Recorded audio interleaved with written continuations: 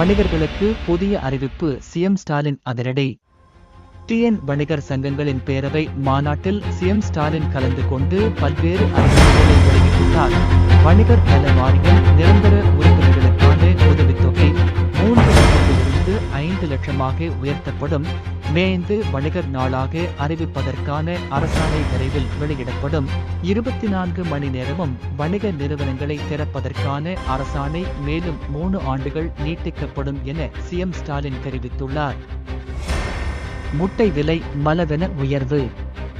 மீன்பிடி தடைக்காலம் அமலில் இருப்பதாலும் கோடை காலத்தில் உற்பத்தி பாதிக்கப்பட்டு உள்ளதாலும் முட்டை கொள்முதல் விலை கிடுகிடுவெனதிகரித்து வருகிறது. ஒரு வாரத்தில் சுமார் 70 காசுகள் உயர்ந்த நிலையில் 10 காசுகள் அதிகரித்துள்ளது. தற்போது ஒரு முட்டையின் கொள்முதல் விலை ₹4.90 உள்ளது. ₹5.50 முதல் ₹6 வரை விற்கப்பட்டு வருகிறது.